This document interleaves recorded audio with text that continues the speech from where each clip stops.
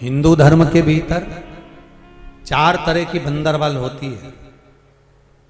पहली नीम की बंदरवाल, ये गुणी पूर्णिमा का जो दिन रहता है, चैत्री नवरात्रि जिस दिन प्रारंभ होते हैं, नया संवत्सर जिस दिन प्रारंभ होता है, उस दिन नीम के पत्ते की बंदरवाल लगती है, जो नवरात्रि के 9 दिन तक दरवाजे के बाहर लगी होती है, जिससे घर में कोई नई बीमारी प्रवेश नहीं करती, वो बीमारी बाहर निकल जाती है। इसको नीम के पत्ते की बंदरवाल।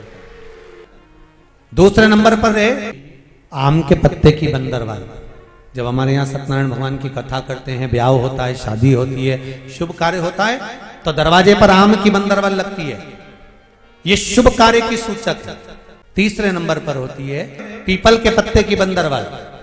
ये अमावस्या के 1 दिन पहले लगती है और अमावस्या के दूसरे दिन उतरती है, और इसको फिर ठंडा कर दिया जाता है। ये जिसके घर में पितृदोष होता है, 1 रुपए कमाओ 100 रुपए खर्च वाला काम हो, या मानसिक टेंशन कुछ चल रहा हो, तो पीपल के पत्ते की बंदरवाल लगाई जाती है। चौथे नंबर की होती है आम के पल्लव, आम के पत्ते, पीपल के पत्ते और नीम के पत्ते, इन तीनों की बंदरवाल। ये बंदरवाल दशहरे के दिन लगती है।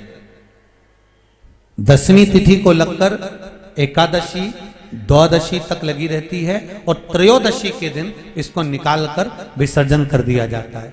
ये जिस घर में लोग चिड़चिड़ प्रवृत्ति करते हो, क्रोध उत्पन्न होता हो, घर में सामंजस्य नहीं बन रहा हो, आपस में क्लेश बढ़ रहा हो, कोई किसी की नहीं सुनता हो, तब ये आम के पत्ते की, पीपल की और नीम के पत्ते की पल्लव बंदरवाल लगाई जाती है। ये दशहरे के दिन 10वीं के दिन लगती है। 10वीं, एकादशी, द्वादशी और त्रयोदशी के दिन इसको निकाल दिया जाता है। महाराज ये एक बंदरवाल, ये 4 तरह की बंदरवाल हमारे हिंदू धर्म में वर्णन करी गई है महाराज, जो दरवाजे पर लगाई जाती है। शुभ कार्य के लिए इसको लगाया जाता है।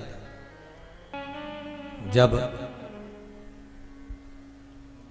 सती माता के साथ में भगवान शंकर का जब विवाह हुआ था ना,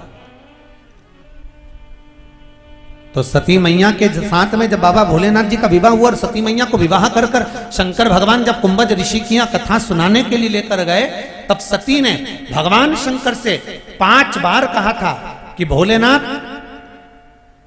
मैंने इतना सुंदर श्रृंगार धारण करा है, तो आप भी कुछ श्रृंगार धारण कर लीजिए।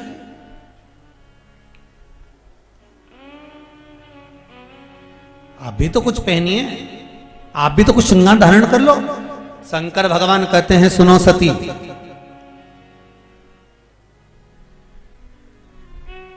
मनुष्य का जन्म और मृत्यु, ये 2 स्नान मनुष्य के दूसरे ही कराते हैं, मनुष्य खुद कभी नहीं कर पाता। कौन से स्नान? जम के बोले जरा। एक जन्म का स्नान और एक मृत्यु का स्नान। शिव कह रहे हैं सती से, सती, व्यक्ति के जीवन के 2 स्नान व्यक्ति कभी अपने हाथों से नहीं कर पाता। एक जन्म का स्नान और दूसरा मृत्यु का स्नान, दूसरे ही करा। शंकर कहते हैं, सती, ए सती, मैं शिव हूं और मेरा निवास शमशान में है। मेरा निवास शमशान में है सती। जिस भूमि पर व्यक्ति खुद श्रृंगार कर कर नहीं आता, उस भूमि पर मैं निवास करता हूं। मेरा निवास उस भूमि पर है जहां खुद व्यक्ति श्रृंगार कर कर नहीं आता। तो सती, मैं जब जनमानस के लिए हूं, तो मैं अपना श्रृंगार क्यों करूं? मेरा श्रृंगार करने वाले इस संसार में बहुत पड़े हैं। मेरा श्रृंगार 1 लोटा जल, 1 बेलपत्र है। मेरा श्रृंगार 1 लोटा जल और 1 बेलपत्र मेरा श्रृंगार है। इससे ज्यादा मेरा श्रृंगार कुछ भी नहीं। और बाकी के श्रृंगार से मुझे मतलब है भी नहीं। सती मैया बड़ी बड़ी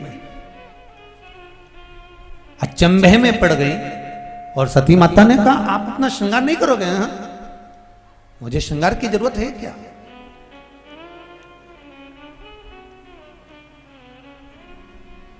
सहज है मैं।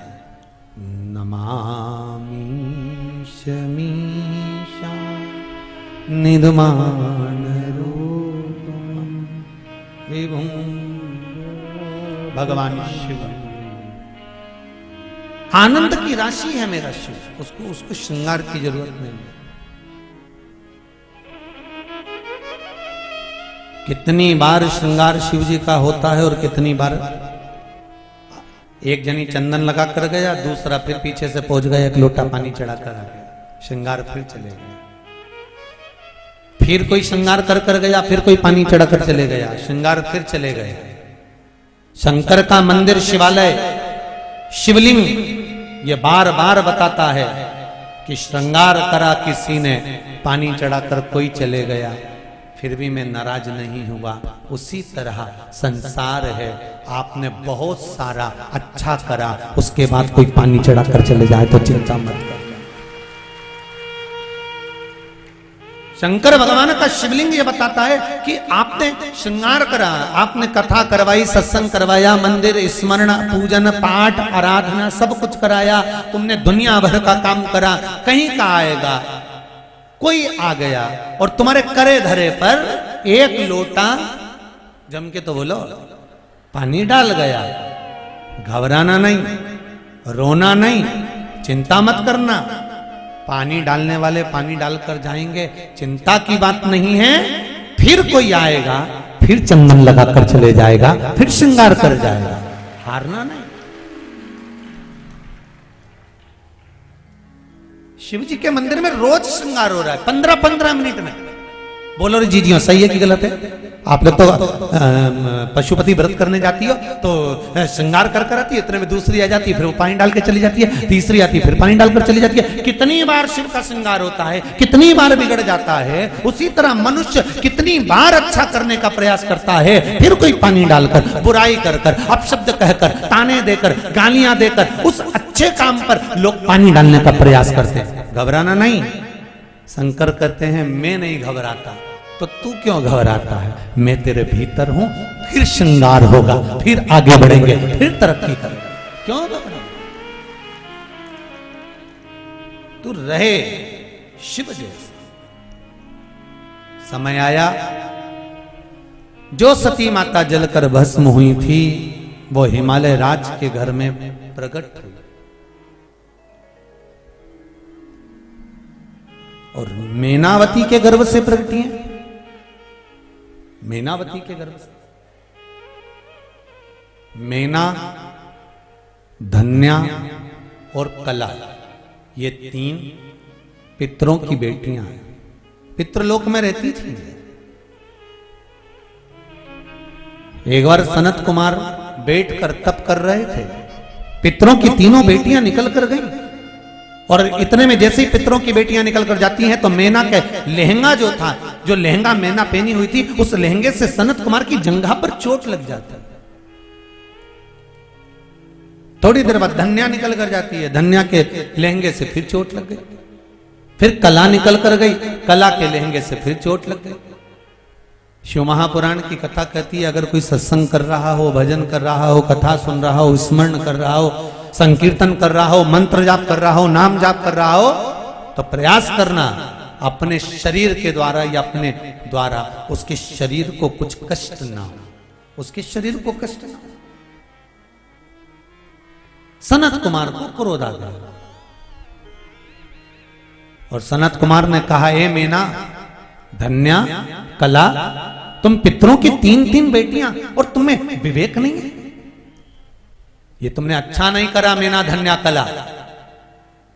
सनत कुमार कहते हैं तुमने एक संत के शरीर पर चोट पहुंचाई है, हम आपको श्राप देते हैं, तुम पितृलोक को छोड़कर मृत्यु लोक में जाओ। तीनों की आंखों में से आंसू बहने लगे। मेना, धन्या, कला रोने लगी। हमें आप श्राप दे रहे हैं कि हम पितृलोक से नीचे मृत्यु लोक में जाएंगे। सारी दुनिया का सबसे सुंदर लोक होता है पितृलोक। कौन सा लोक है? जम के बोलो जरा। पितृलोक। पितृलोक कौन सा?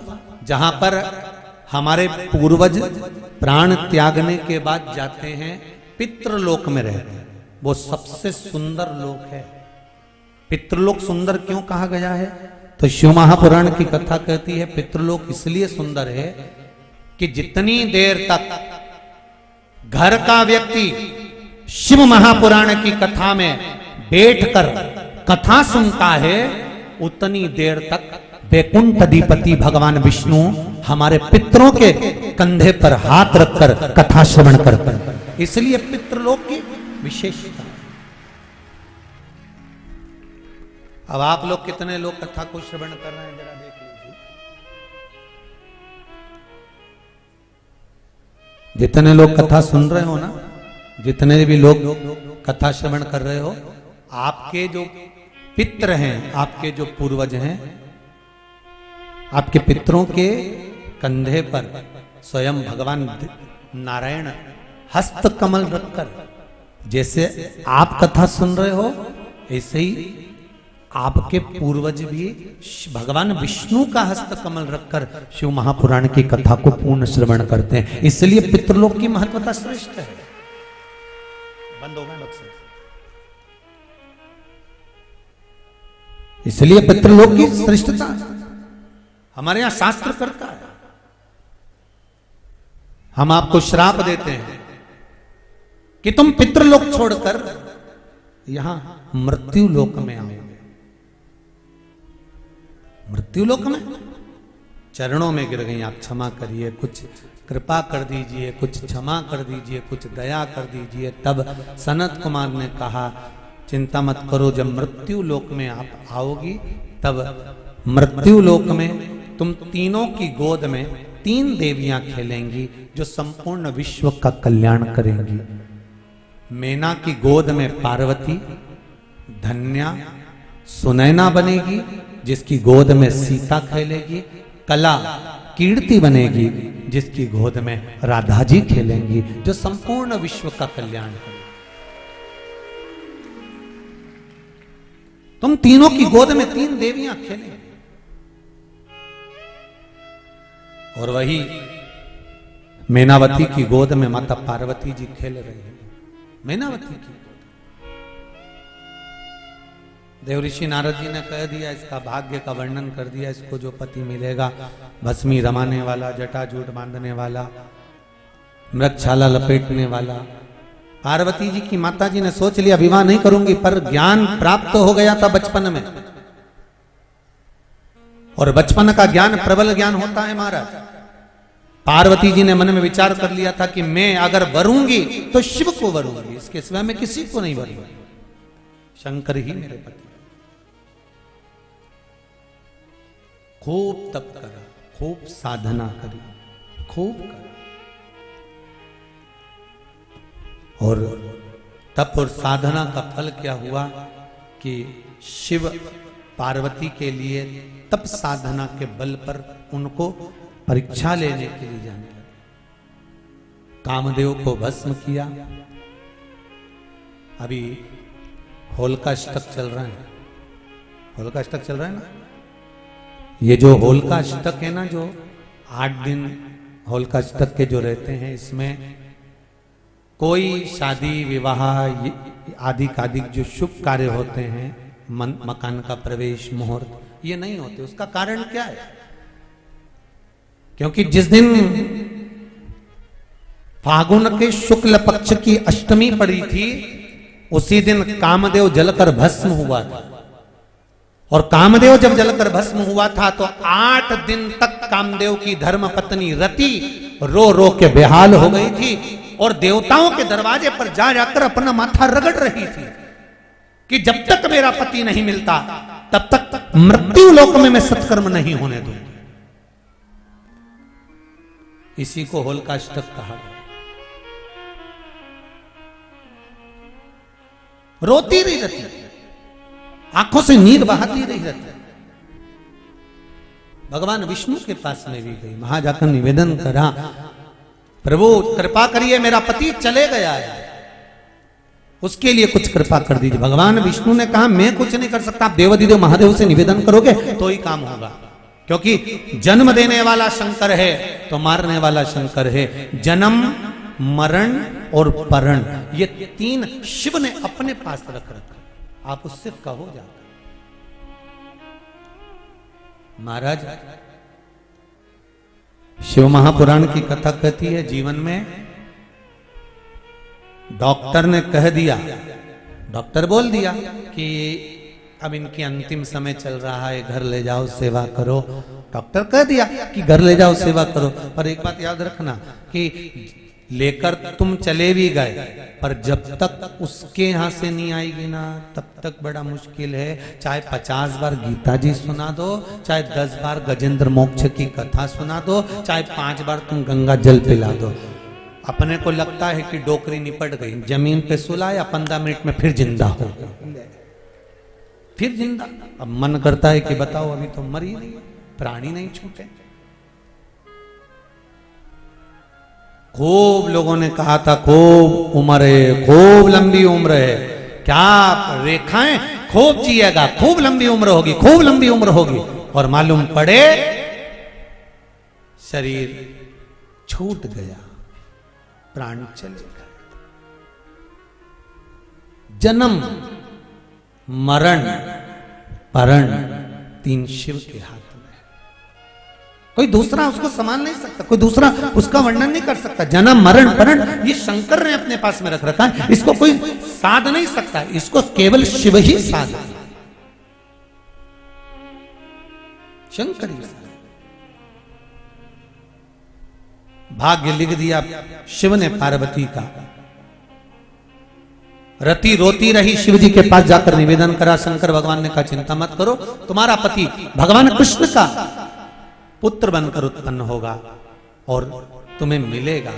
अभी ये अनंग रहेगा, इसका शरीर नहीं दिखेगा।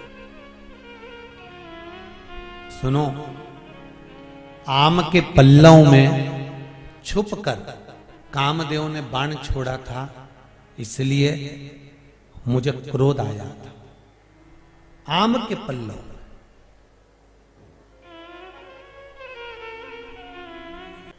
भगवान शिव ने कहा कामदेव आम के पत्ते में छुपकर शांत हुआ, छुपकर मुझे बाण छोड़ा है, इसलिए मैंने इसको भस्म कर दिया। पार्वती शिव की आराधना में लीन होती हैं। शंकर भगवान स्वयं शिव आनंद के साथ विराजमान होते हैं। शंकर और पार्वती के मंगल विवाह का क्रम यहां आनंद के साथ प्रारंभ होता है। वृक्ष हमको एक सीख प्रदान करते हैं। वृक्ष हमको एक सीख देते हैं कि वृक्ष में पानी डालते जाओ, फल समय पर ही आएगा। सही है कि गलत है? पेड़ में पानी दिए जाओ, फल समय पर ही आएगा। उसी तरह ये वृक्ष हमको ज्ञान प्रदान करते हैं कि शंकर का गुणगान किए जाओ, श्री शिवाय नमस्तुभ्यम जपे जाओ। एक लोटा पानी शिव के मंदिर में जाकर चढ़ाते रहो, फल समय पर मिल ही जाएगा। ये पक्का मिलेगा जरूर।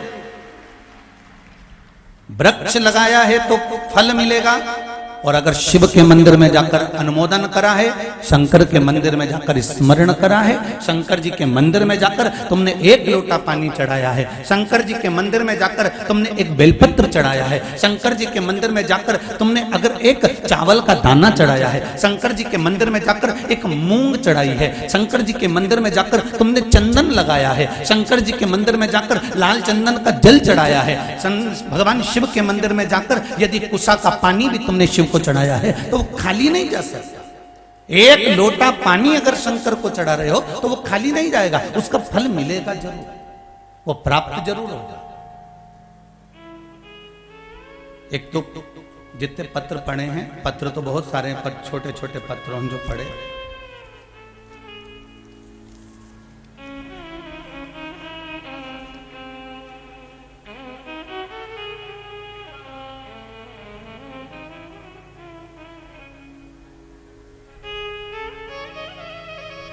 कीर्ति सोनी, घाटा बिल्लो, जिला धार, कहीं बैठी हो, तो हाथ उठाइएगा।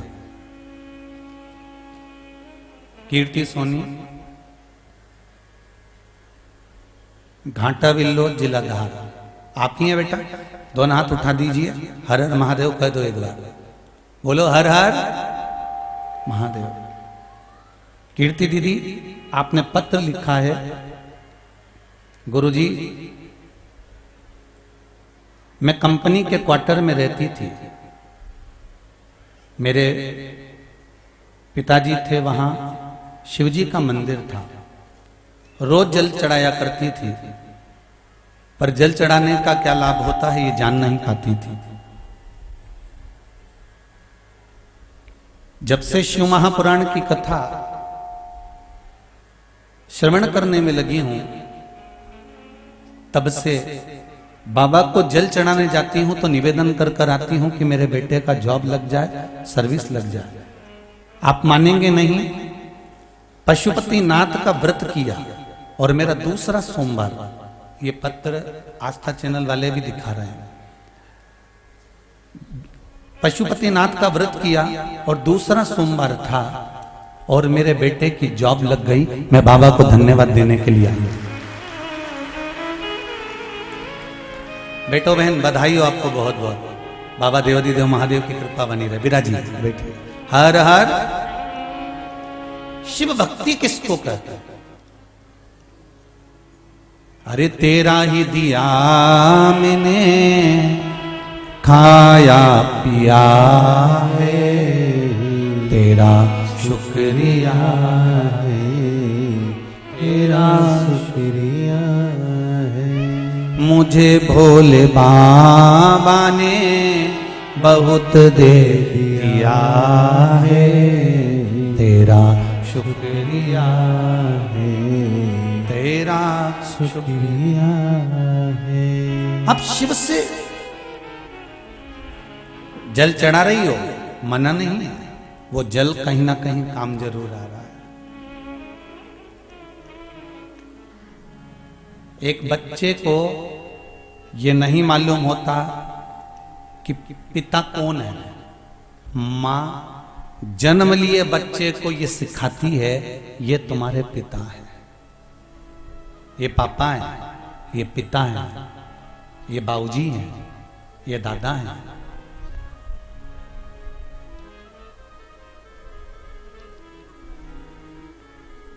जन्म लिए बच्चे को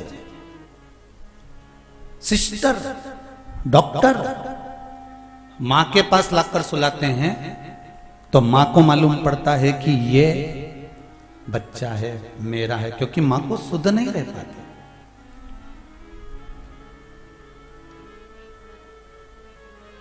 जन्म लिए बच्चे को मां बताती है कि ये तुम्हारे पिता हैं, तब बच्चा अपने पिता को पहचान जाता है और पिताजी पिताजी कहता कहता कहता कहता कहता कहता बड़ा हो जाता है। फिर पिता का फर्ज होता है कि बेटा पिताजी पिताजी कहता है तो बाप अपनी सारी प्रॉपर्टी, जमीन, जायदाद दूसरे को नहीं देता, अपनी औलाद को देता है। उसी तरह एक संत, एक साधु, एक सन्यासी, एक तपस्वी, एक कथाकार, एक सनातनी, भगवान का भजन करने वाला, जिसका मन, चित्त, वृत्ति परमात्मा में डूबी रहती है, एक गुरु, एक संत का काम एक मां की तरह होता है। जैसे मां अपने बच्चे को पिता बता देती है, एक संत संसार के लोगों को परमात्मा बता देता है कि ये तुम्हें देने वाला।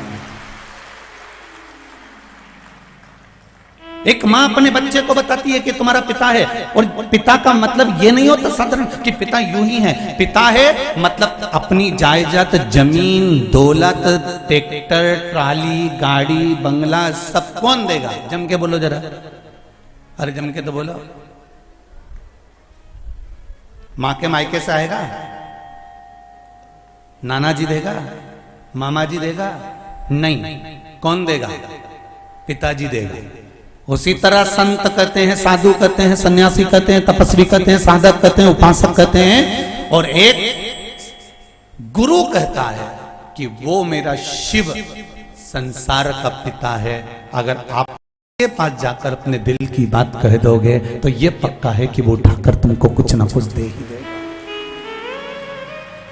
अब कहो, कल की कथा में था भगवान विष्णु ने भी भगवान ब्रह्मा जी से कहा कि शिव मेरे पिता हैं। भगवान विष्णु कहते हैं भगवान ब्रह्मा से कि शंकर मेरे पिता हैं, शिव मेरे पिता हैं, देवादिदेव महादेव मेरे पिता हैं। तो ब्रह्मा जी ने पूछा यदि शंकर आपके पिता हैं तो मेरे कौन लगे? तो भगवान विष्णु ने कहा तुम्हारे दादाजी लगे।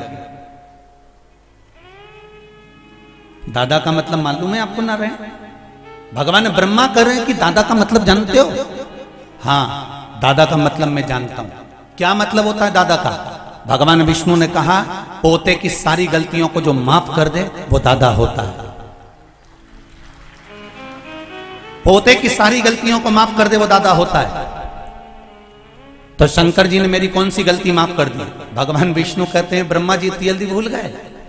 तुमने झूठ पर झूठ बोला, केतकी के फूल को तोड़ के लिया है, गौ माता को पकड़ कर लिया है, झूठ पर झूठ बोलते रहे, यहां तक तुम्हारा सिर कट गया और सिर कटने के बाद भी तुम झूठ बोलते रहे। उसके बाद भी देवादिदेव महादेव ने तुम्हारे कटे हुए शीश को बड़ का पेड़ बना दिया, बट वृक्ष बना दिया, और शंकर खुद उसके नीचे बैठकर तुम्हारी पूजन करवा रहे हैं। इससे बढ़कर और क्या चाहिए?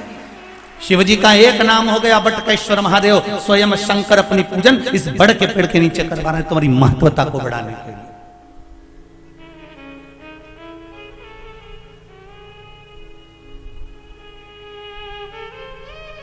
और आपको भी कह दूं, जितने लोग इस 24 अवतार मंदिर के पावन प्रांगण में कथा श्रवण कर रहे हैं,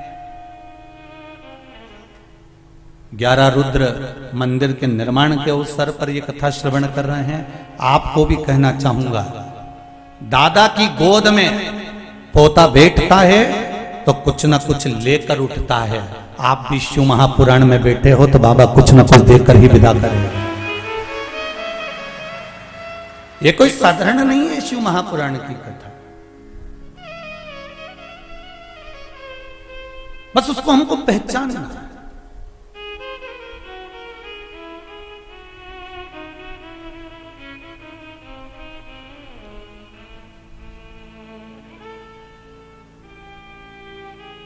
भगवान में और इंसान में सबसे बड़ा अंतर कौन सा है? बोलो तोरी देपालपुर वाली। भगवान में और इंसान में सबसे बड़ा अंतर कौन सा है? बोलो जरा अच्छे से बोलो, जरा पल्लू वल्लू लेके फिर बोलो, नहीं एक आध दो पटली और लगा लो तुम तो जोरदार, फिर बोलो। पर बोलो कि भगवान में और मनुष्य में, इंसान में सबसे बड़ा अंतर कौन सा है? तो शिव महापुराण की कथा कहती है सबसे बड़ा अंतर है भगवान का शरीर पत्थर का होता है और इंसान का दिल पत्थर का होता है। बस यही अंतर।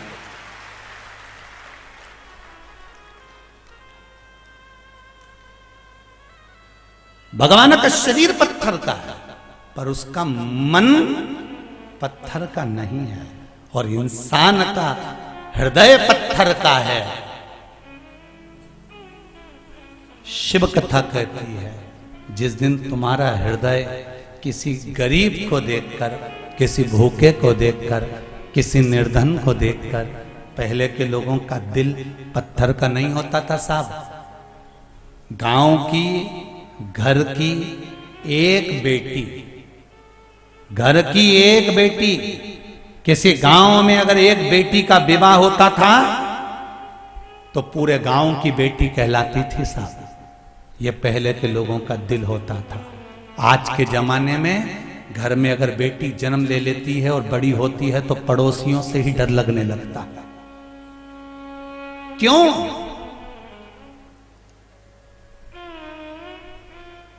कितना अंतर।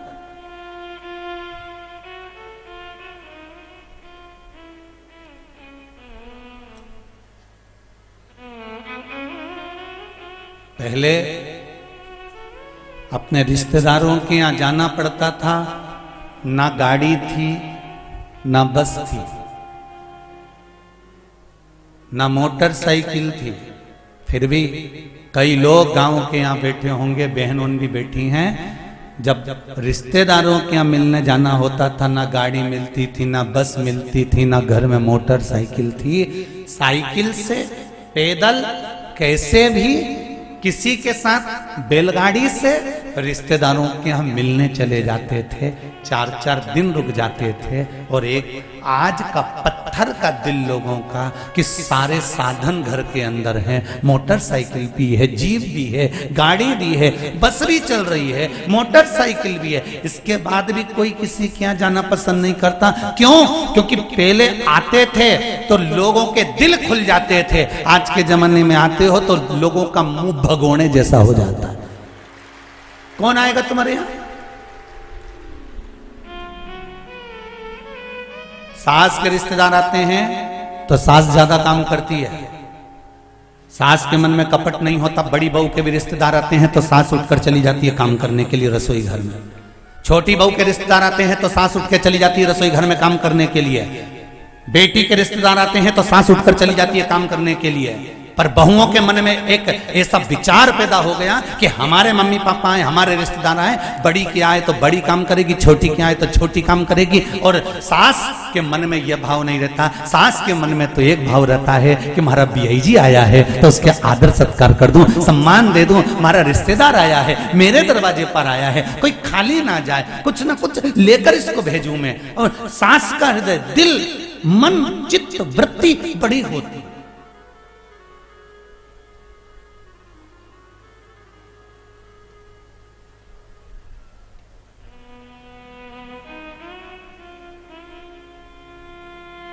कितना अंतर आ गया।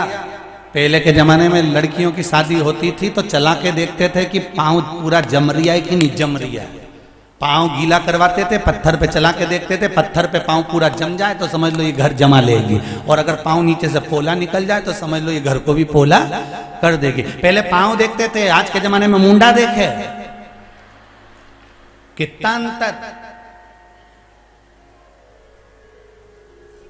और पहले का समय अच्छा था, पांव देखकर लोग धोखा नहीं खाते थे। आज के जमाने में मुंडा देख के धोखा खा जाए। दिखने की तो अच्छी दिखे, पर क्या मालूम था केकई के रिश्तेदार थे, ये किसको मालूम था?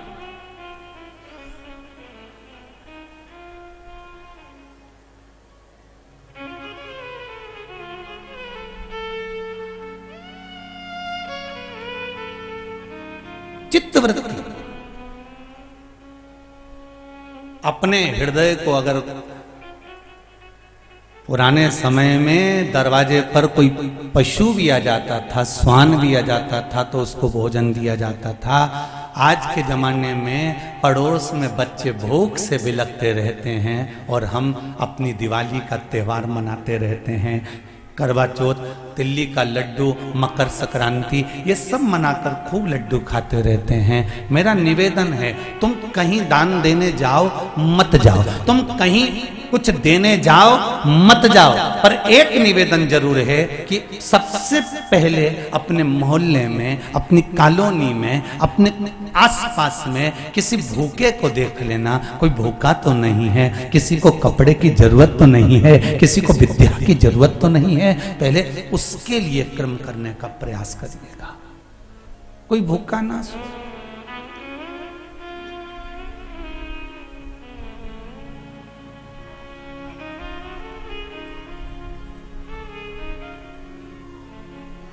कोई भूखा ना सो।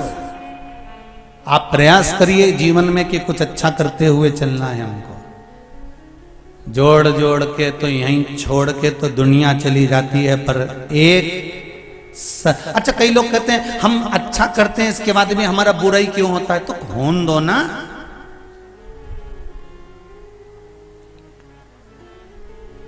होने दो बुरा। गाड़ियों के पीछे लिखा रहता है बुरी नजर वाले, जम के तो बोलो तेरा मुंह काला। लिखना चाहिए बुरी नजर वाले तेरे कारण ही मेरे घर में उजाला, क्योंकि तू नजर लगाता रहेगा तो मेरी मां मेरे ऊपर नजर बना कर रखेगी और नजर उतारती रहेगी तो मेरे घर में तो उजाला ही है। माता और पिता की दृष्टि जब बच्चों पर पड़ती है ना तो जीवन स्वयं संवर जाता है। स्वयं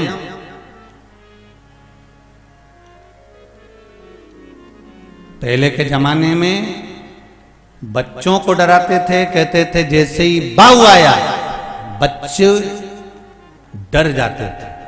आज के जमाने में घर के बुजुर्गों को डराना हो तो कह दो बाऊ आई, तुरंत डर जाए। अभी तो गई थी, कहां से आ गई। इतना भय लोगों में आजकल हो गया है कि बेटे की शादी करूं, अच्छी आएगी कि नहीं आएगी, बुरी आएगी कि कैसी आएगी। मेरा निवेदन है फिर हमारे वो सनातनी धर्म में पुराने समय में लेकर आ जाओ, फिर पुराने समय में लेकर आ जाओ। और मेरा निवेदन है बच्चों को पढ़ाओ, बेटों को पढ़ाओ, बेटियों को पढ़ाओ, खूब पढ़ाओ। इनको डॉक्टर भी बनाओ, इंजीनियर भी बनाओ। बेटियों को भी डॉक्टर बनाओ और बेटों को भी डॉक्टर बनाओ। बेटियों को भी इंजीनियर बनाओ और बेटों को भी इंजीनियर बनाओ। बेटों को भी सीए बनाओ और बेटियों को भी सीए बनाओ। बेटों को भी आप मिनिस्टर, कलेक्टर, एसपी, डीएसपी सब बनाओ, तो बेटियों को भी आप सब कुछ बनाओ। पर ये सब कुछ बनाने से पहले शिव पुराण कहती है कि बेटे और बेटियों को संस्कारित जरूर बनाना, नहीं तो वो डॉक्टर, कलेक्टर किसी काम का नहीं। वो किस काम का? कि बेटा इंग्लैंड में, बेटी है न्यूयॉर्क। माताएं बड़े गर्व से कहती हैं मेरा बेटा विदेश में, मेरा बेटा न्यूयॉर्क में, मेरी बेटी इंग्लैंड में, बड़ी प्रसन्नता से। और उनसे पूछा तुम कहां पर हो, तो के इंदौर में फ्लैट में। अच्छा, कितने बेटे तुम्हारे? एक बेटा। कितनी बेटी तुम्हारी? एक बेटी। और बेटा है अमेरिका में और बेटी है न्यूयॉर्क में, और तुम दोनों डोकरा डोकरियां। तो पूछा फिर तुम दोनों के लिए ये दवाई कौन ला कर देता होगा, सब्जी कौन ला कर देता होगा? तो क्या हमारा पड़ोसी का बहुत अच्छा बेटा है, उसको कह देते हैं वो दवाई ला देता है। हमारा पड़ोसी का छोरा सब्जी ला के दे देता है। तो हमने कहा एक काम करो, जायदाद भी पूरे पड़ोसी के छोरे को दे दो। बस इतना किया, उसके बाद तो अम्मा का मुंह भगोना हो गया। बोली ही नहीं 3 दिन कि महाराज जी तो ऐसा बोले कि जब तुम्हारा बेटा, तुम बीमार पड़ गए, पड़ोसी का लड़का ले जाकर तुमको हॉस्पिटल में भर्ती कर रहा है, पड़ोसी की बहू जाकर तुम्हारा काम कर रही है, पड़ोसी के छोरा छोरी, भाई के छोरा छोरी तुम्हारी सेवा संभाल कर रहा है, और तुम्हारी औलाद अमेरिका और बाहर जाकर पड़ी हुई है और तुम्हारी सेवा संभाल करने नहीं आती। फिर आती कब है औलाद? जब बाप और माँ के प्राण छूट जाते हैं। आएंगे, मुंडा दे के 5 मिनट रोएंगे, और रोने के बाद 15 दिन 20 दिन रुक के सब बेचकर सामान लेके बपुर हो जाएंगे। तो ऐसी जिंदगी किस काम की, किसके लिए जी रहे हो? आज के जमाने में माता पिताओं से निवेदन है, चौकीदार की ड्यूटी मत करना। तुमने कमाया है, तुम्हारे लिए कमाया है। तुम 1 रुपया भी किसी को दान नहीं कर सकते, मत करो। तुम कहीं खर्च नहीं कर सकते, मत करो। पर निवेदन है मेरे बुजुर्ग माता पिताओं से कि अपने ऊपर तो खर्च करो, कम से कम अच्छे से प्रेम से खाओ पियो, मौज करो। काय को जिंदगी रो रो के निकालो, जरा सा दुख आ जाए मरी, फिर रोने बैठ जा, फिर दुखाया फिर रोने बैठ जा, फिर दुखाया फिर रोने बैठ जा। काय के लिए रो? परमात्मा ने जन्म दिया है हमको, बड़ा खुश कर कर भेजा था और प्रसन्न चित्त में भेजा था, और उसने कहकर भेजा था मृत्यु लोक में भेज रहा हूं, स्वर्ग जैसी जगह में भेज रहा हूं, भारत की भूमि पर भेज रहा हूं।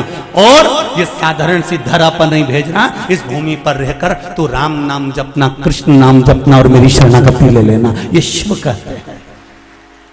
क्यों भक्त?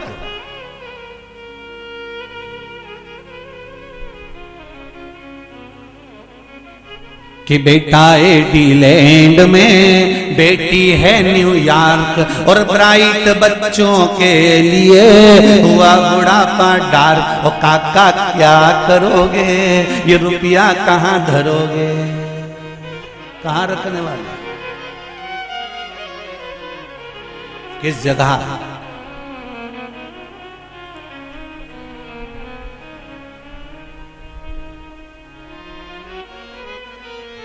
कुछ अच्छा करने का प्रयास मिला। शरीर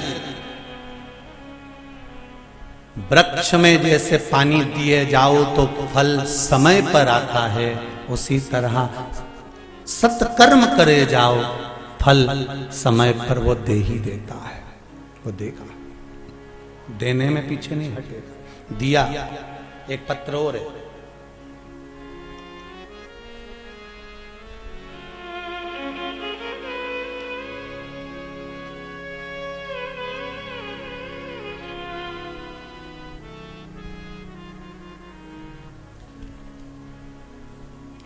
मंजू राठौर रतलाम श्रीनगर कॉलोनी से आई हैं। कहीं बैठी हैं? आप ही हैं? एक बार दोनों हाथ उठा दीजिए। हर हर महादेव।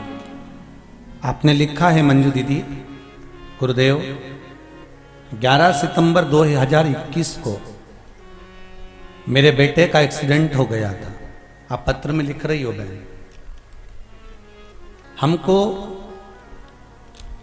पता चलते ही कि एक्सीडेंट हो गया है और हालत ज्यादा ही खराब है। आपने पत्र में लिखा है, इसकी उम्मीदें सब छूट चुकी थी। तब आंखों में मेरे आंसू आ रहे थे, रो रहे थे। डॉक्टर ने कह दिया था ये उठ नहीं पाएगा, एक्सीडेंट बड़ा भारी है, शरीर साथ नहीं दे पाएगा। पर किसी ने कहा कि श्री शिवाय नमस्तुभ्यम का जाप करना चालू करो और पशुपति व्रत का एक संकल्प ले लो। हमने उसी दिन पशुपति व्रत का संकल्प लिया और श्री शिवाय नमस्तुभ्यम मंत्र का जाप करना प्रारंभ करा। गुरुदेव, जिन डॉक्टरों ने कहा था कि 6 महीने तक ये पलंग से नहीं उठ सकता, वो 2.5 महीने में उठकर शंकर जी के मंदिर में जाकर जल चढ़ाने लगा। ये पत्र है। बैठो बहन, श्री शिवाय नमस्तुभ्यम विराजिए। शिव कृपा किसको कहते हैं? आप विश्वास तो रखो। जो जल आपने चढ़ाया, देवराज नाम के ब्राह्मण, चोरी करने वाला ब्राह्मण, छल करने वाला वो ब्राह्मण, जो देवराज जिसका नाम है, शिव महापुराण कहती है, उसने चोरी करी, चोरी का धन लेकर आया, शिव मंदिर में चले गया। शिव मंदिर में जाने के बाद बेलपत्री के वृक्ष के नीचे प्राणों को त्यागता है और जब भगवान शंकर के गण उसको उठाने के लिए लेकर जाते हैं, उठाकर, तो वो भगवान शिव के गणों से पूछता है कि मैंने ना तो भगवान का नाम लिया, ना मैंने जल चढ़ाया, ना मैंने भजन किया, ना मैंने पूजन किया, ना मैंने स्मरण किया, ना मैंने किसी को दान दिया, ना मैंने कोई गुणगान किया, इसके बाद भी मुझे कैलाश धाम क्यों मिला? तब भगवान शंकर के गण कहते हैं, देवराज तूने एक काम करा, शंकर जी के मंदिर में चोरी का सामान लेकर गया और 2 क्षण की कथा सुनी, और दूसरा तेरा सबसे अच्छा काम हुआ कि तेरी माता ने शंकर जी के मंदिर में लोटा भर भर कर पानी चढ़ाया, उसका पुण्य तुझे खाते में आया। जो लोटा भर के जो तेरी माता ने जल चढ़ाया था, तेरी माता ने 1 लोटा पानी जो शिव जी के मंदिर में चढ़ाया था, उसका फल तेरे खाते में आया है और तू कैलाश धाम जा रहा है। 20 वर्ष तक माता पिता बेटे को राम बनाने की चेष्टा करते हैं और 20 दिन की कुसंगति बेटे को रावण बना देती है। संगत का इतना प्रभाव पड़ जाता है।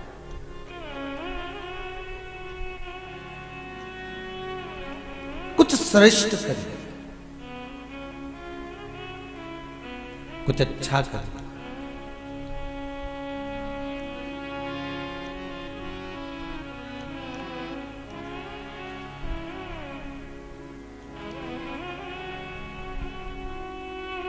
और महाराज, जब ये चित्त वृत्ति शिव को दे दी जाए, फिर हमें नहीं सोचना कि हमारा क्या होगा। भगवान शंकर का एक नाम है कृष्ण दर्शन। क्या नाम है शिव जी का? कृष्ण दर्शन।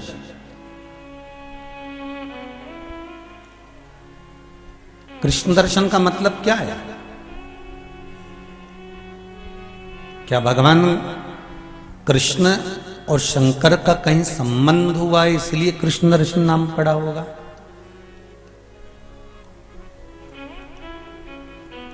शिव का एक नाम है कृष्ण ऋषि।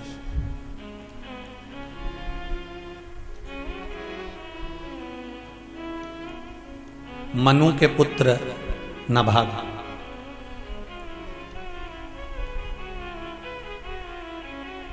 और वो नभाग जो भगवान की भक्ति में दिन रात डूबे रहते थे, सत्कर्म किया करते थे, पर हृदय से भोले थे।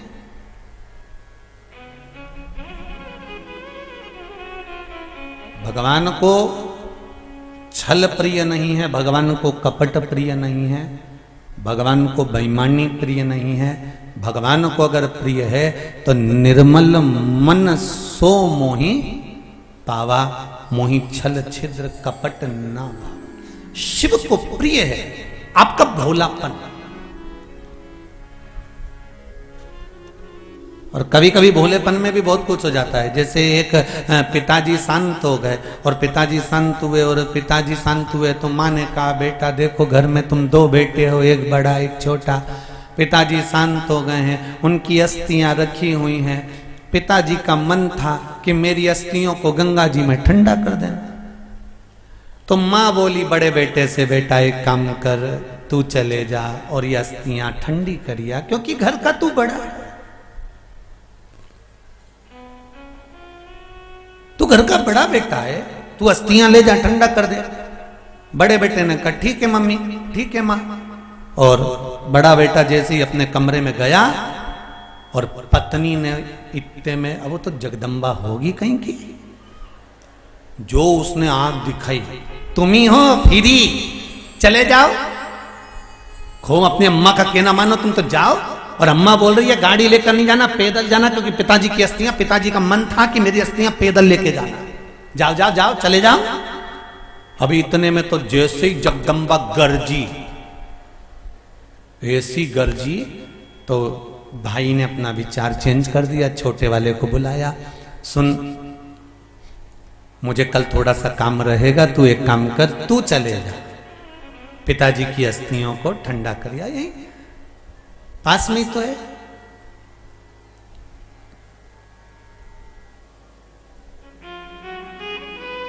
सोलह किलोमीटर दूर गंगा जी बह रही है, वहीं चले। छोटे ने कहा ठीक है भैया मैं चले जाता हूं। अब जैसे ही छोटे ने हाँ भरी, एक ही जगदम्बा को मालूम पड़ गया ये जगदम्बा थी तो ये चंद्र घंटा था।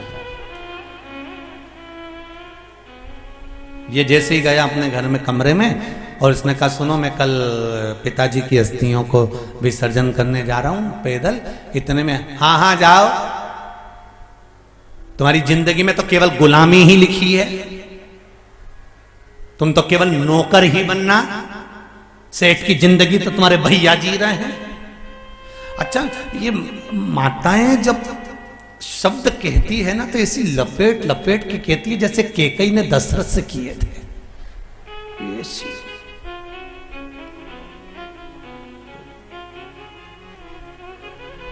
फिर भी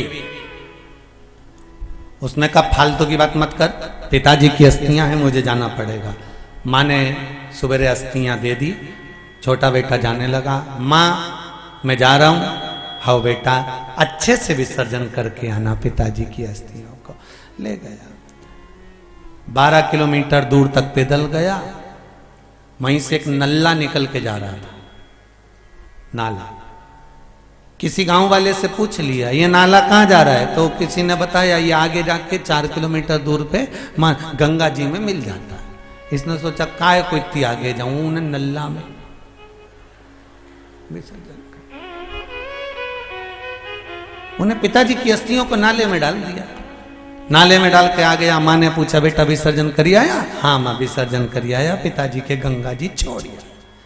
अब माँ रात को सोई, सपने में कहीं के पिताजी आ गए, और पिताजी आके तुरंत माँ से कुछ बोले होंगे। दूसरे दिन माँ पलंग पे बैठी, दोनों छोरा उनके बुलाया, क्यों रे बेटा सही बता, तू विसर्जन करके आया पिताजी की अस्थियों को गंगा जी? बिल्कुल, गंगा जी में ही छोड़ के आया हूं। क्यों, क्या हुआ? रात को तेरे पिताजी सपने में आए थे और आके कह रहे थे छोरा ने मुझे नल्ला में डाल दिया, 4 किलोमीटर और आगे नहीं आया। इतने में तो छोरा चिल्ला के बोला, ये बाप की पुरानी आदत नहीं जाएगी। 12 किलोमीटर इधर आके सपना दे सकते, 4 किलोमीटर आगे नहीं जा सकते।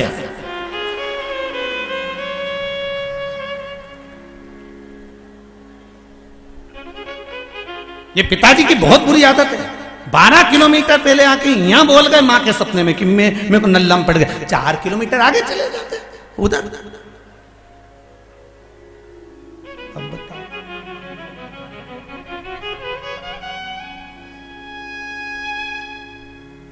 मां आंखों से जल बहाती रह गई। क्या बोले, क्या बोले। शिव को छल प्रिय नहीं है, शिव को दिखावा प्रिय नहीं है। मेरा शंकर बड़ा अड़भंगी है, बड़ा उसको ये सब चीज नहीं भाती, उसको ये सब चीजों से कोई मतलब नहीं। भगवान शिव ओगड़दानी, त्रिकालदर्शी, कैलाशी, अविनाशी शिव से आपका कहा हुआ एक भी शब्द अगर आपने दिल से कहा है तो शिव दिल से उसको स्वीकार करें। दिल से उन्होंने स्वीकार करा। दिल मेरा रखना जिसको अपना हृदय शिव के भरोसे छोड़ना है वो ही बोला, दिल मेरा रखना तेरे हवाले। क्योंकि दूसरा कोई साधन हमारे पास में है नहीं। दूसरा हमारे पास में है ही क्या जो हम किसी से कह सके।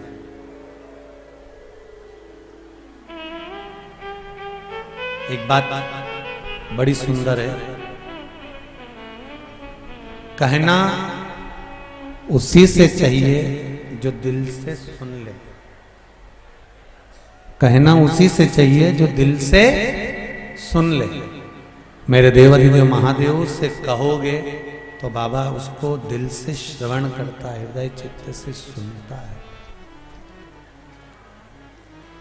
शंभो शरणे पड़ी मांगू घड़ी रे घड़ी, दुख काटो दया करी ने दर्शन आपो। भगवान शिव से दिल से कहो। शिव जी का एक नाम है कृष्ण दर्शन। महाराज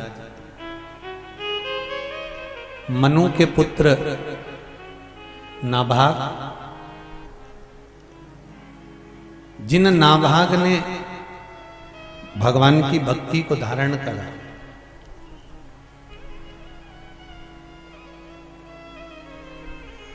और बड़ी अविरल भक्ति को धारण करा। एक भक्ति होती है थोड़े दिन तक तो मन लगता है भगवान में, उसके बाद में मन विचलित हो जाता है। एक भक्ति लोगों की ऐसी होती है जिसमें मन तो लगता है पर वो मन बाद में विचलित हो जाता है।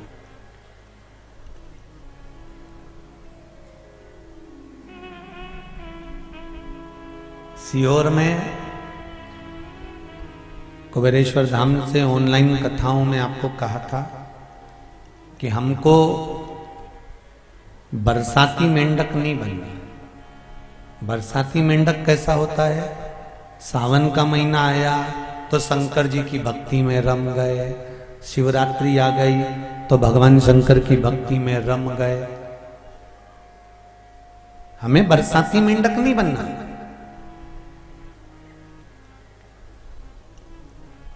जैसे ही सावन गया इनने तिलक लगाना छोड़ दिया, रुद्राक्ष पहनना छोड़ दिया। शिवरात्रि गई वैसे इनने सब छोड़ा दिया। नहीं, इसको बरसाती मेंढक कहते हैं, जो बरसात में उत्पन्न होते हैं और बरसात में फिर समाप्त हो जाते हैं। भगवान की भक्ति के लिए बरसाती मेंढक बनने की जरूरत नहीं होती। भगवान की भक्ति के लिए तो आप जैसे हो वैसे ही रहो। उसमें भगवान को दिखावा चाहिए ही नहीं।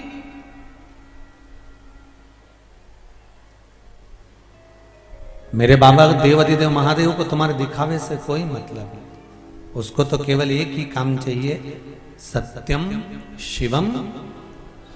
आप सत्य बोलो, और सत्य से बड़ा दुनिया में कोई सुख नहीं है। सत्य बोलते रहोगे तो जीवन का आनंद पाते रहोगे। सत्य बोलो और सत्यमय जीवन को जियो। शिव जी का एक नाम है कृष्ण दर्शन नाभाग। अपने भाइयों का साथ छोड़कर, पिताजी को बोलकर, अपने परिवार वालों को बोलकर नाभाग तप करने के लिए गंगा जी के घाट पर चले गए। और गंगा जी के घाट पर जाकर नाभाग ने जो तप किया, जो साधना करी, जो आराधना करी,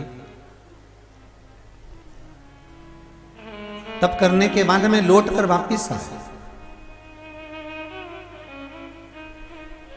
और लौट कर आने के बाद में नाभाग ने अपने भाइयों से कहा, भाइयों तुमने पूरी राज्य का, जायदाद का, प्रॉपर्टी का हिस्सा कर लिया, सब आपने आपस में बांट लिया, सारी जमीन जायदाद तुम लोगों ने आपस में बांट ली है।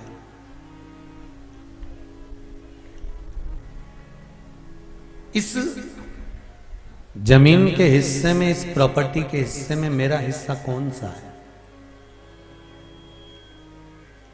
इसमें मेरा हिस्सा कौन सा है?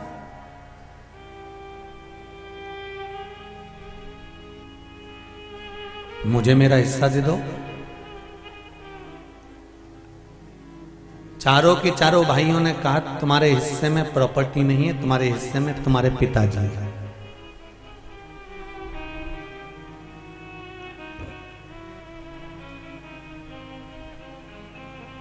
हिस्से में जमीन और जायदाद नहीं मिली है। नाभाग को हिस्से में केवल पिताजी मिले, और पिताजी भी ऐसे जिनका शरीर शिथिल हो चुका था, शरीर में कुछ बल बचा नहीं था, शरीर पूरा बेकार हो चला था। और नाभाग पिताजी के पास गए, पिताजी मैं तप करने गया था, भजन करने गया था, साधना करने के लिए गया था, स्मरण करने के लिए गया था। वहां से जब लौट कर आया और आने के बाद में मैंने अपने भाइयों से जमीन का हिस्सा मांगा, प्रॉपर्टी का हिस्सा मांगा, तो उन्होंने कह दिया हिस्से में केवल तुम्हारे पिताजी हैं।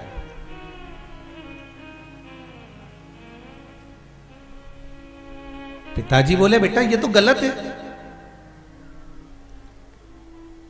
मैं तेरे हिस्से में मिल भी जाऊंगा, परंतु खाने के लिए कुछ नहीं रहेगा, पाने के लिए कुछ नहीं रहेगा, तो मैं हिस्से में जाकर करूंगा क्या? तू एक काम कर, अपने भाइयों से युद्ध कर। पिता कह रहा है, अगर तेरा हिस्सा इन लोगों ने ले लिया है तो तू युद्ध कर, और युद्ध करके उनसे अपनी प्रॉपर्टी, अपना हिस्सा, अपनी जमीन, अपनी जायदाद लेकर आ।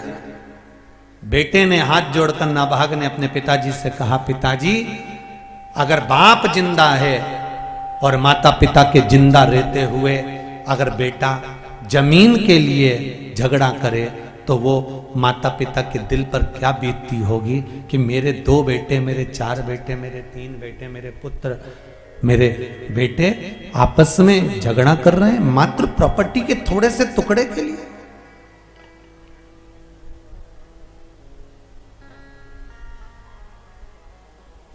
एक जमीन के टुकड़े के लिए झगड़ा।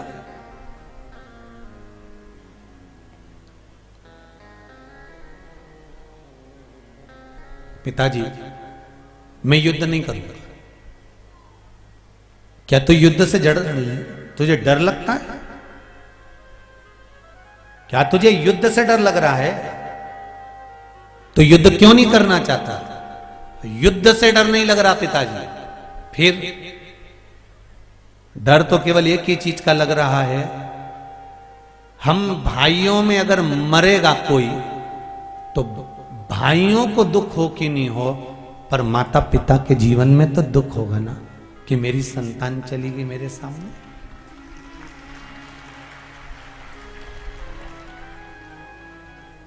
एक बात अपने जीवन में बहुत सुंदर उतार के रखो, धन दौलत संपदा सत्ता वैभव ये सब यहीं पर रखा रह जाना है।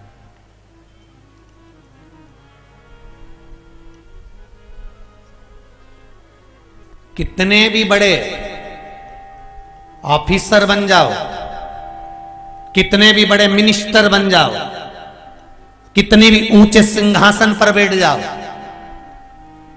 कितनी भी ऊंची तुम्हारी हस्तियां बना लीजिए, कितना भी बड़ा वैभव बना लीजिए, एक चक्कर जब ऊंची ऊंची हस्तियां बन जाएं तुम्हारी, तुम्हारा बड़ा बड़ा वैभव बन जाए, बड़ी बड़ी कुर्सियां सिंहासन आपको मिल जाए, बड़े बड़े पद आपको मिल जाए, महीने में एक बार जाकर शमशान का चक्कर लगा कर आया करो कि अच्छे अच्छे सूरमा यहीं पर राख हो गए। बड़े बड़े सूरमा यहां राख हो गए।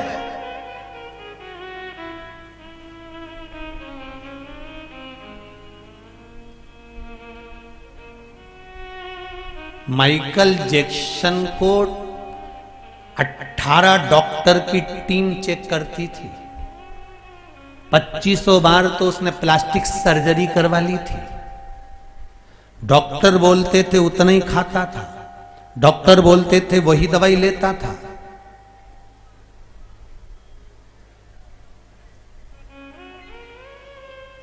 अब सोचो, इतनी दवाई लेना, इतना डॉक्टर को दिखाते रहना, उसके बाद भी दुनिया के लोग तो 90, 85, 80 में जाते हैं, 70 में जाते हैं, तो भी उसको जवान की जवान उम्र में जाना पड़ गया। कितने डॉक्टर लगा कर रखे थे, कितने डॉक्टर, अच्छे से अच्छे सूरमा को भी एक दिन शमशान में राख होना पड़ता। इसलिए निवेदन है, अपनी सत्ता का कभी अभिमान मत करना, अपनी कुर्सी का कभी अभिमान मत करना, अपने सिंहासन का कभी अभिमान मत करना, आपके साथ कितने खड़े हैं उसका अभिमान मत करना, क्योंकि शमशान में आग लगाने के बाद सब चले जाते हैं, मेरा महादेव अकेला रह जाता है।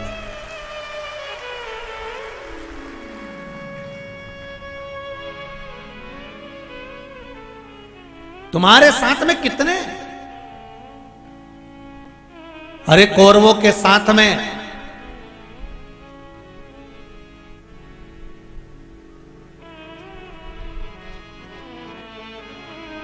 संख्या थी, कौरवों के साथ में संख्या थी, हम 100 भाई और 100 भाई के ससुराल वाले, इतने हमारे रिश्तेदार, इतने हमारे नातेदार। कौरवों के साथ में संख्या थी और पांडवों के साथ में शंख वाला था। विजय किसकी हुई है, संख्या वालों की कि शंख वालों? कितने तुम्हारे साथ में, हमारा वैभव इतना, हमारे पास में इतनी दौलत, हमारे पास में इतनी सत्ता, मेरी तो वहां चलती है, मेरी तो वहां चलती है, मेरे रिश्तेदार वहां हैं, मेरे नातेदार वहां हैं, मैं तो उनके पास में एक फोन लगाऊं न काम हो जाए, मेरे पास में 2 फोन लगाऊं और काम हो जाए। शिव महापुराण की कथा कहती है, आप दुनिया वालों को फोन लगाओगे तो काम होगा और तुम्हें उनकी गुलामी करना पड़ेगी। पर मेरा निवेदन देपालपुर वालों से कि आप शंकर को फोन लगाओ, किसी की गुलामी नहीं करना पड़ेगी, वो काम साथ। एक फोन लगाओगे किसी मिनिस्टर को, किसी मंत्री को, किसी संतरी को, किसी कलंतरी को, उसके 50 बार तुम्हें सुनना पड़ेगा, 50 बार जी हजूरी करना पड़ेगी और उसकी बात तुम्हें मानना पड़ेगी। अगर एक लोटा जल मेरे देव अधिदेव महादेव को चढ़ाना, ये किसी मिस कॉल से कम नहीं है। एक कॉल गया, काम सामने आ गया।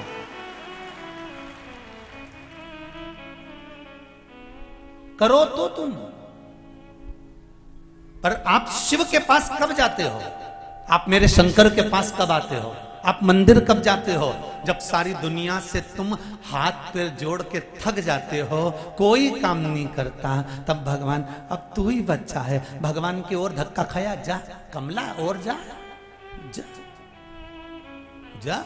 भगवान कहता है क्यों दूसरे के हाथ पैर जोड़ता फिरे रे ओ भेरू, क्यों हाथ पैर जोड़े? एक बार मेरे पास दिल से आकर तो कहता, एक बार दिल से तो कहता कि दिल मेरा रखना तेरे,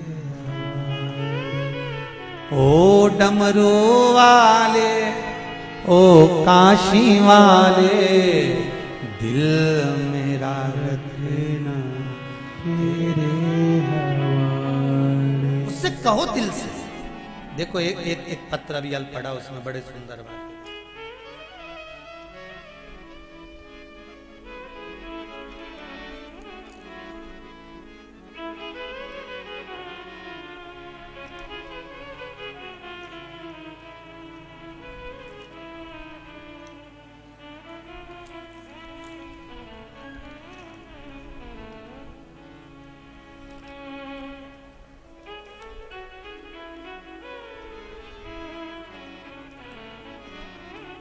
मनोज उज्जैन से हैं कोई, इनका सरनेम तो इनने लिखा है, ठक्कर लिखा है या ऐसा कुछ लिखा, मनोज जी ठक्कर हैं या कहीं बैठे हैं, उज्जैन से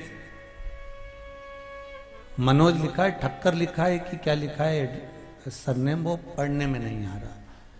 कोई बैठे हो तो हाथ उठाइएगा, मनोज जी कहीं बैठे हो तो हाथ उठाइएगा। पत्र में लिखा है,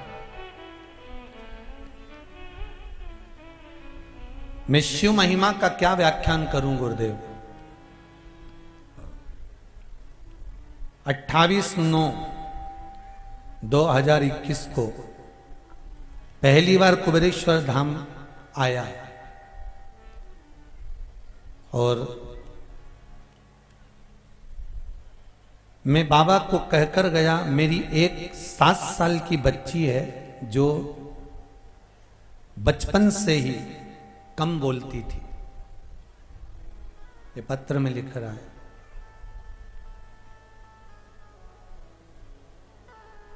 कम बोलती थी, अब बाबा की कृपा से जो शिव महापुराण के उपाय बताए हैं, बच्ची कुछ कुछ बोलना चालू कर दी है गुरुदेव, उसके लिए धन्यवाद देने आया हूं मेरे कुबेरेश्वर बाबा को। ये पत्र में लिखा, जो बचपन से ही कमजोर थी, नहीं बोलती थी, अब मेरी बेटी ने धीरे धीरे वाणी ले ली है। मतलब आपने पूरे डॉक्टरों को दिखा लिया, सब दूर इलाज करवा लिया, सबसे कह दिया, तब किसी ने नहीं सुनी, तब आपने दिल से बाबा से कहा। एक पत्र और है बड़ा सुंदर, कांता जी राजपूत अहमदाबाद से आई हैं, अहमदाबाद से यहां पर पहुंची हैं, कहीं बैठी हो तो हाथ उठा सकती हैं। आप ही हैं? श्री शिवाय नमस्तुभ्यम, हर हर महादेव। आपने लिखा है, गुरुदेव कांता राजपूत अहमदाबाद से आई हूं, बेटा बहुत दिनों से बाहर जाना चाहता था पर जा नहीं पा रहा था। गुरुजी, फिर आपके द्वारा बताया गया दिसंबर के महीने में अष्टमी का उपाय, जो सोमवार की अष्टमी के दिन करना था। मेरे बेटे ने सोमवार की अष्टमी का उपाय करा, मूंग के दाने नंदीश्वर के सामने चढ़ाकर शिव जी को समर्पित करे।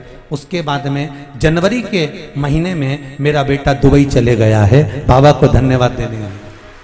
ये पत्र बैठ जाओ बहन, हर हर महादेव। शिव कृपा होती है, शंकर को दिखावा नहीं चाहिए। आप तो एक मूंग का दाना भी शिव को चढ़ा रहे हो, आप एक लोटा पानी भी शंकर को चढ़ा रहे हो, आप एक चावल का दाना भी चढ़ा रहे हो, आप एक लोटे में चंदन घोल कर भी शिव जी को चढ़ा रहे हो, शिव उसको स्वीकार करेगा, पर दिल से चढ़ाना। दिल मेरा रखना तेरे हवाले, किसी की गुलामी नहीं। आपसे ज्यादा कुछ नहीं बने तो शंकर जी के मंदिर में जाओ और झाड़ू लगाओ, पोछा लगाओ। कितने लोग हैं जिन्होंने शिव महापुराण की कथा सुनने के बाद शंकर जी के मंदिर में जाकर सफाई करना चालू करा, जरा हाथ उठाओ। सभी लोग करते हो? बहुत बढ़िया, नमन करता हूं आपके चरणों को। हर हर महा।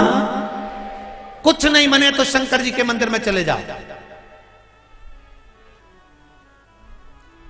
घड़ी बनाई है शिव जी ने, पल बनाया है शिव जी ने, नक्षत्र बनाए हैं शिव जी ने, शिव महापुराण में लिखा है। विश्वास नहीं हो तो गीता प्रेस गोरखपुर की शिव पुराण लाओ, उसको अच्छे से पढ़ो, उसमें लिखा है घड़ी, पल, नक्षत्र, समय, वार, तिथि, महीना सब शिव जी ने बनाया। जब घड़ी उसने बनाई है तो इसको सही करना है तो कपड़े की दुकान पे मत ले जाओ, इसको सही करना है तो किराने की दुकान पे मत ले जाओ, घड़ी की दुकान पर लेकर जाओ तो घड़ी ठीक हो जाएगी। उसी तरह घड़ी वाला भी कहता है कि 7 दिन पटकना पड़ेगा, मेरे पास में रखी रहने दो 7 दिन तक। 7 दिन तक ये घड़ी मेरे पास में रहेगी, मैं चेक करूंगा, अच्छा करूंगा, उसको सही करके दे दूंगा। तो भगवान शंकर की कथा भी कह रही है, जिसकी घड़ी सही नहीं हो पाए, जिसका समय सही नहीं चल रहा हो, तो 7 दिन शंकर की सेवा में लग जाओ, घड़ी सुधर जाएगी। आपकी घड़ी सुधर गई। काल और महाकाल दोनों साथ चलते हैं। शंकर जी काय पे बैठते हैं? बोलो जम के बोलो जरा।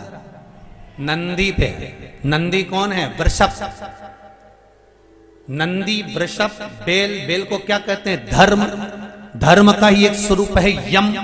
शंकर भगवान को बेल किसने दिया था? स्वयं यमराज। यमराज कहते हैं कि मुझे आपके साथ रहना है, मुझे आप रखो। शंकर जी ने कहा मैं आपको नहीं रख सकता, परंतु यमराज अड़ गए, धर्मराज अड़ गए कि मुझे शंकर के साथ रहना है। तो धर्मराज नंदी बन के शंकर के साथ रहते हैं। तो काल भी साथ में और महाकाल भी साथ में है। तो फिर दुनिया के लोग कितना ही कुछ बिगाड़ लें, जब महाकाल और काल तुम्हारा होगा तो किसके बस की है जी कि तुम्हारा बाल बांका कर दे, महाकाल और काल तुम्हारे साथ हो। और डरना मानना नहीं है। वो मालवा के संत श्री नागर जी महाराज कहते हैं ना, मेरो क्या तो करे गो। जरा गाओ ना, थोड़ा सा लाइन गाओ जरा। मेरो क्या तो करे गो यमराज, जब गुरु मेरो समरथ है, गुरु अमरथ है। मेरो क्या तो करेगो यमराज, गुरु मेरो समरथ। आए यम, जब दुख की घड़ी आए, डरना नहीं है, उस दुख से निपटना है। परीक्षा, एग्जाम तो देना पड़ती है। जिस बच्चे को आगे बढ़ना है उसको परीक्षा देना पड़ेगी। और जन्म लेने के बाद जब तुम स्कूल जाना चालू कर दोगे तब से परीक्षा देना पड़ेगी। चाहे नर्सरी में पढ़ लो, पहली में पढ़ लो, दूसरी में पढ़ लो, तीसरी में पढ़ लो, फाइनल में पहुंच जाओ। तुम्हें जहां तक अगर उन्नति की सीढ़ी पर चढ़ना है तो परीक्षा देना पड़ेगी। कभी त्रैमासिक, कभी 6 मासिक, कभी 12 मासिक। अभी परीक्षा पूरी हुई होंगी, किसी की 12 मासिक परीक्षा चल रही होगी, किसी की बोर्ड की चल रही होगी। परीक्षा तो देना पड़ेगी। उसी तरह मनुष्य का यदि शरीर मिला है तो जीवन में थोड़ा ना थोड़ा कष्ट तो सहन करना पड़ेगा। पर रोना मत, घबराना नहीं। परीक्षा में पास होना है और इतना याद रखना, उत्तीर्ण तो होके मानो।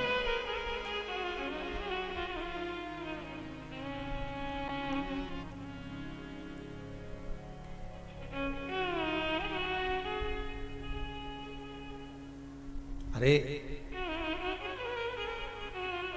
आज सवेरे बेटमा में हम लोग ठहरे हुए हैं। तो बेटमा में भी पहले लगभग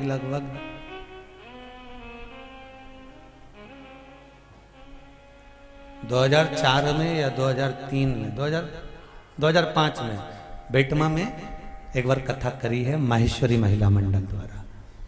तो एक बहन ने आज सवेरे बहुत अच्छा प्रश्न किया कि गुरुदेव, प्रश्न हमारा ये है, आप कहते हो भगवान हमेशा आपके साथ में है, फिर दुख क्यों आता है? हमने कहा जी, जो टीचर पढ़ाता है उसी की ड्यूटी परीक्षा हॉल में लगती है कई बार। बोले लगती कि नहीं लगती?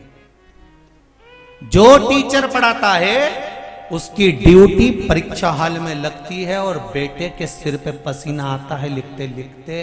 टीचर परिचित है, बच्चा खुश होता है कि टीचर है, पर टीचर उसको नकल कराता है क्या? जम के बोलो, नहीं। टीचर क्या कहता है? उस समय पर बोलता कुछ नहीं है, पेपर सामने है, कॉपी सामने है, लिखे जाओ।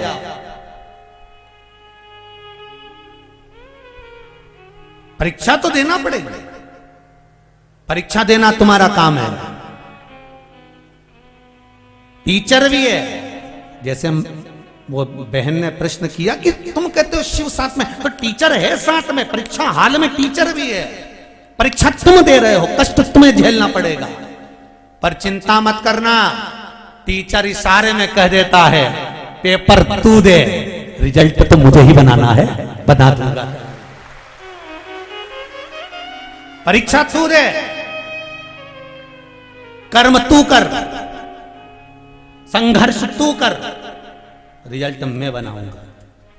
और मैं जब रिजल्ट बनाता हूं तो अच्छे अच्छे को हिला देता हूं साहब, नीचे की सत्ता को उल्टा पलट देता हूं और ऊपर की सत्ता को नीचे पलट देता हूं। रिजल्ट जब मैं बनाता हूं तो अच्छे अच्छे की सत्ता पलट देता हूं, और कितनों की पलटी है तो कल ही मालूम पड़ गया।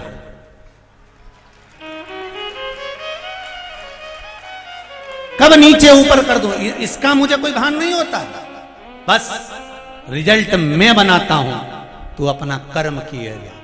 कर्म में पीछे मत हटना, कर्म करते रहना, और जितना जितना तू कर्म करेगा उतना उतना फल तेरी जिंदगी में मिलता रहेगा।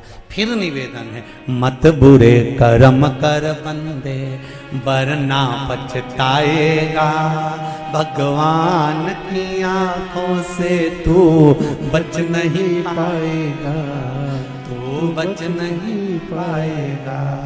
अरे ओ अज्ञानी मत करना, क्यों करे बेकार?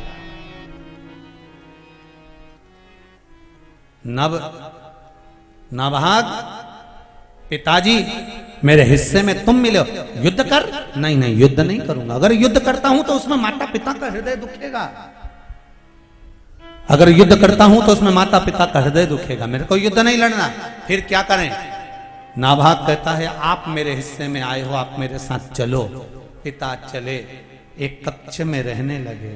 भूखे रह रहे थे, 7 दिन तक अन्न खाने को नहीं मिला।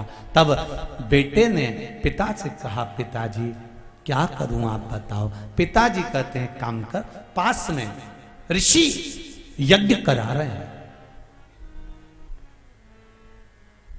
पास में ऋषि यज्ञ करा रहे हैं।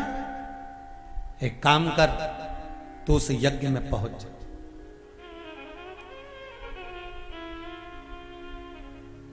क्या करूं उस यज्ञ में जाकर? लो, गांव में, नगर में, शहर में, थोड़ी दूरी पर भी अगर कोई अच्छा काम हो रहा हो, सत्कर्म हो रहा हो, कोई अच्छा कार्य हो रहा हो, यज्ञ, कथा, अनुष्ठान, मंदिर निर्माण, पूजन, पाठ, कुछ भी अच्छा काम हो रहा हो, अगर कुछ नहीं बने तो वहां जाकर सेवा देना चालू कर देना चाहिए। भाग्य चमकना प्रारंभ।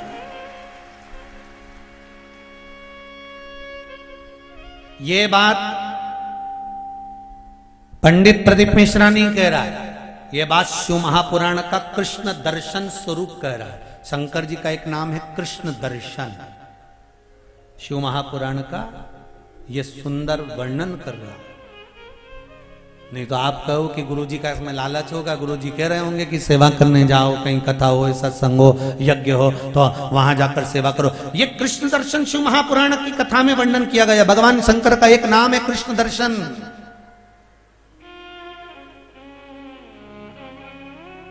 कि सेवा करने पहुंच जाओ। तो नाभाग ने कहा, कहां वहां जाकर करूंगा क्या? बस सेवा करो। सेवा करने से होगा क्या? जब ऋषि यज्ञ कर कर जाएंगे, जो थोड़ा बहुत बच जाएगा तेरी झोली में डाल जाएंगे। तू तो सेवा कर। कर सेवा तू लगन लगा कर, मन में सच्चा भाव जगा कर, ही की आंखें खोलो रे, अब वल्लभ के करो से।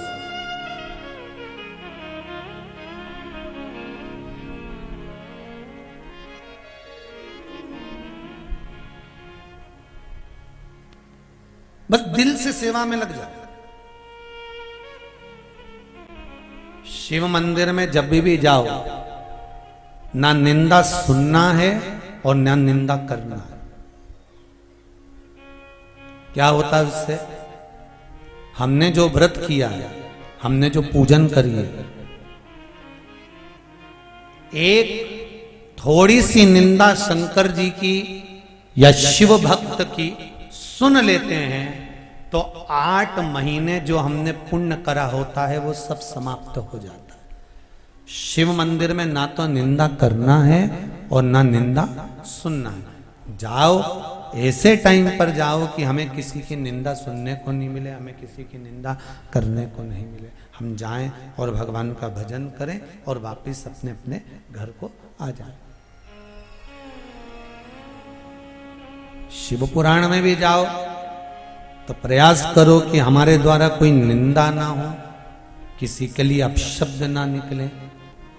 निकले तो शिव के भजन निकले। यहां से जाते भी तुम श्री शिवाय नमस्तुभ्यम, श्री शिवाय नमस्तुभ्यम, श्री शिवाय नमस्तुभ्यम, श्री शिवाय नमस्तुभ्यम, श्री शिवाय नमस्तुभ्यम। जाओ तो भगवान का नाम, आओ तो भगवान का नाम, केवल शिव नाम में ही डूबे रहो। निंदा नहीं चाहिए। कृष्ण दर्शन की कथा कर रही है शिव महापुराण की कि भगवान शंकर का नाम कृष्ण दर्शन है और शिव का एक नाम जो कृष्ण दर्शन कहा गया है महाराज, उसका वर्णन किया गया है। बड़ा सुंदर करके पिता अपने पास में, तुम जाओ उस यज्ञ में जहां पर ऋषि यज्ञ कर रहे हो, वहां चले जाओ। जहां पर ऋषि यज्ञ कर रहे हो वहां तुम चले जाओ। अब गए, वहां जाकर खूब सेवा करी, खूब सेवा करी।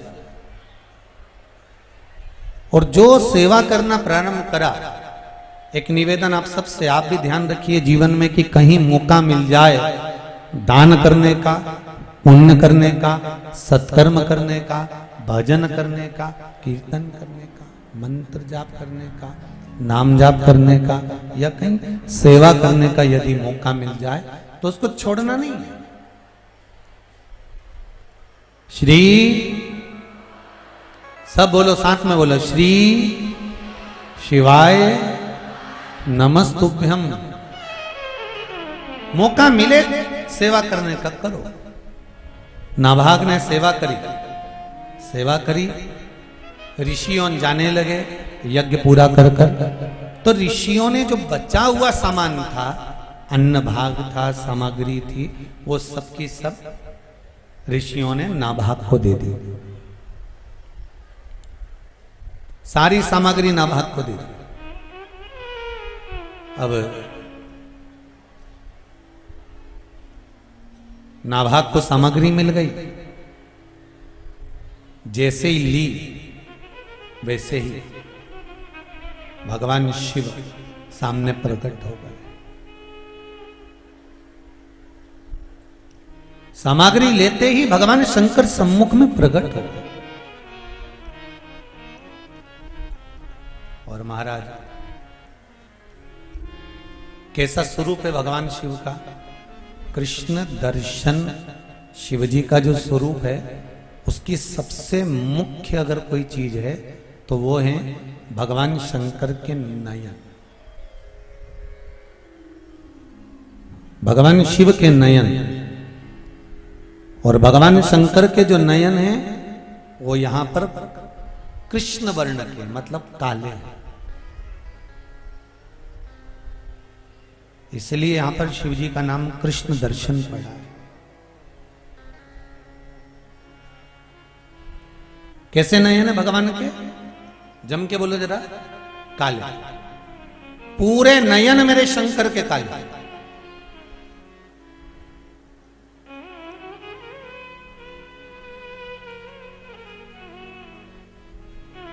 शिवजी ने कहा रुको नाभाग,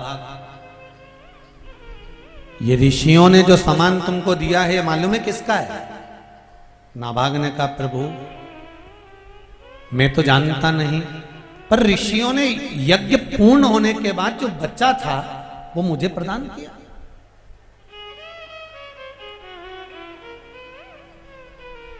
और जब ऋषियों ने मुझे दे दिया तो ये मेरा हो गया। शंकर भगवान कहते हैं नाभाग आपके पिताजी बड़े विद्वान हैं, जाओ उनसे पूछ कर आओ। मनु से जाकर पूछो कि जब यज्ञ पूर्ण हो जाता है तो यज्ञ में बचा हुआ सामान किसका होता है? जाओ जाओ पता करो। तुम कैसे कह सकते हो कि ये बची हुई सामग्री तुम्हारी है?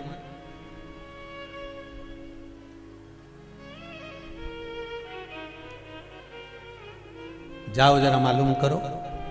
और नाभाग शिव जी का वो स्वरूप जो देखा था, बड़ी सुंदर जटा थी, गले में रुद्राक्ष की माला थी, हाथों में रुद्राक्ष थे, कमर पर एक सुंदर बागंबर बंधा हुआ था और गले में सुंदर रुद्राक्ष की माला, कानों में कर्णफूल में रुद्राक्ष थे, त्रिपुंड खिंचा हुआ था, नयन मेरे शंकर के काले थे, कृष्ण दर्शन स्वरूप भगवान वहां खड़े थे।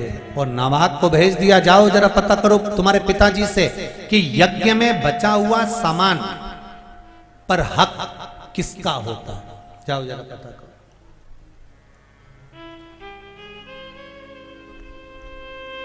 अब नाभाग दौड़ कर गए अपने पिताजी के पास में, दंडवत करा, प्रणाम करा। पिताजी ने पूछा नाभाग तुम आ गए? हाँ, तुम तो कुछ खाने के लिए लेने गए थे, कुछ सामग्री लेने गए थे, ऋषियों ने कुछ दिया नहीं क्या तुमको?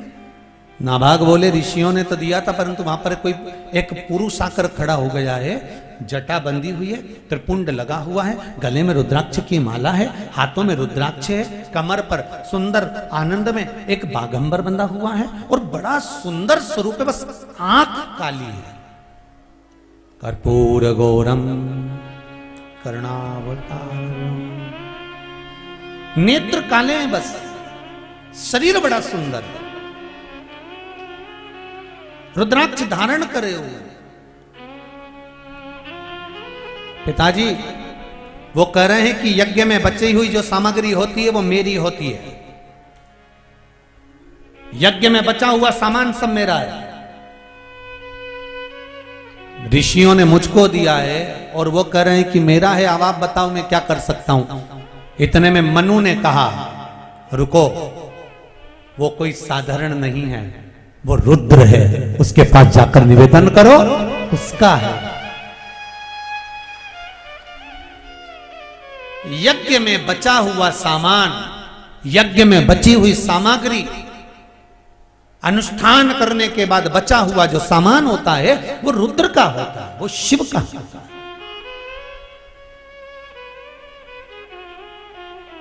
वो शंकर का।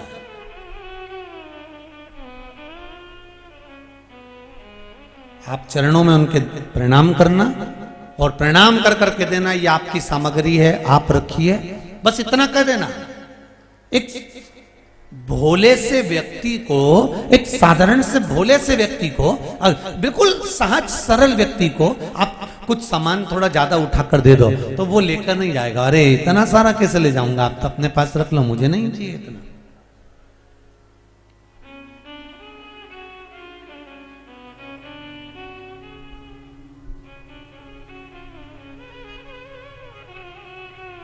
भोले से व्यक्ति को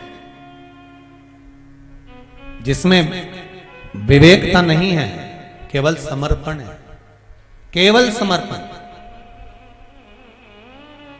उसको अगर ज्यादा सामान दे दोगे तो वो लेगा नहीं। शिव भोले हैं, नाभाग। तुम्हें जो ऋषियों ने सामान दिया है वो ऋषियों का सामान आप जाकर दे दो उनको, ठीक है पिताजी। और ऋषियों का बचा हुआ सामान जैसे ही रुद्र को दिया, शंकर को दिया, रुद्र के पास जैसे ही सामान आया तो भगवान कृष्ण दर्शन ने कहा, शिव ने कहा, ए नाभाग मुझे अब ये नहीं चाहिए, तुमने एक बार अगर मुझे दे दिया तो ये अब तुम्हारा ही हो गया। क्योंकि शिव के पास जो है वो जनमानस के लिए, शंकर के पास में अगर कोई सामग्री है ना तो वो शिव के हित की नहीं, संसार के हित की है। चंद्रमा जगत के लिए, राहु, कैतु, रुद्राक्ष सब जनमानस के हित के लिए। मेरे पास मेरे हित के लिए मैंने कुछ नहीं रखा।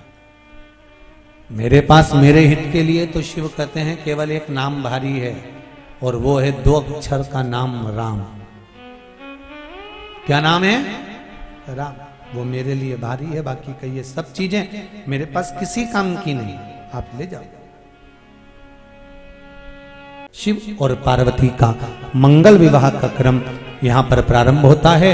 शिव ओघड़दानी, भगवान शंकर स्वयं दूल्हा बनते हैं और माता पार्वती दुल्हन बनती है। शिव दूल्हा बन रहे हैं, माता पार्वती दुल्हन बन रही हैं। भगवान ओघड़दानी शिव की बारात आ रही है। जोरदार ताली बजाकर स्वागत करिए भगवान शिव की बारात का। बोल काशी विश्वनाथ भगवान की जय।